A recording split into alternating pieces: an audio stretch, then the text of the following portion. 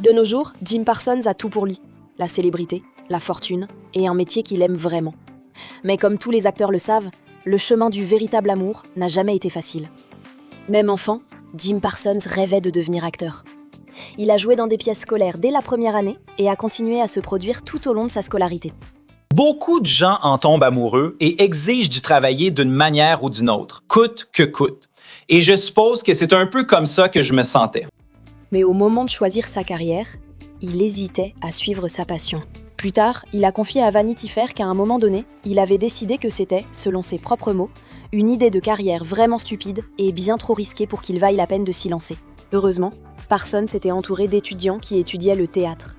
Et il s'est vite rendu compte qu'il avait fait une erreur en essayant de s'en éloigner. Judy, la mère de Parsons, l'a peut-être amené à penser que des études de théâtre n'étaient pas une option viable. Dans le livre de Jessica Radloff sur la création de The Big Bang Theory, Judy avoue avoir craint que le diplôme de théâtre de Parsons ne soit un gaspillage d'argent. Elle confie à Radloff : « Nous étions une famille de travailleurs de la classe moyenne, et nous visions très bien. Mais je me disais, Jim, tu ne peux tout simplement pas faire ça.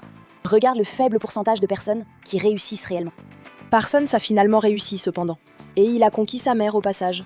Sans grande surprise, elle est depuis devenue sa plus grande admiratrice.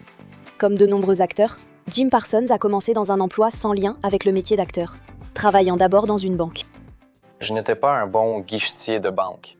J'étais un guichetier sympathique, mais ma caisse ne tombait presque jamais juste à la fin de la journée. Ensuite, il a joué dans des productions off-Broadway, des publicités et de petites émissions télévisées. Mais aucune ne l'a vraiment rendu célèbre.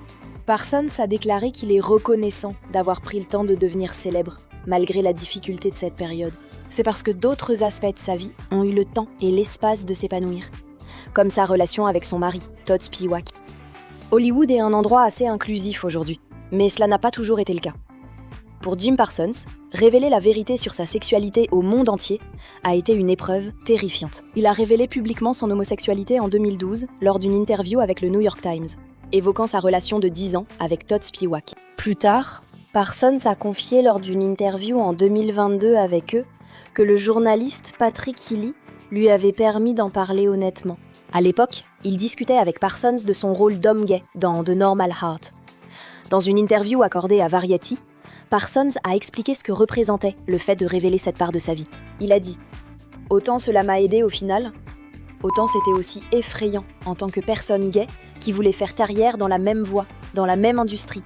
Parfois, Parsons a également déclaré qu'il craignait particulièrement que sa sexualité ne prenne le pas sur sa carrière.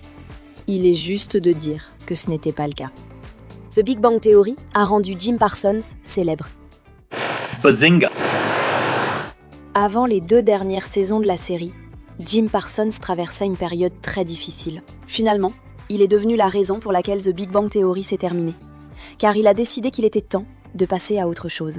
Dans le podcast de David Tennant en 2020, Jim Parsons a évoqué l'épuisement ressenti avant de prendre sa décision.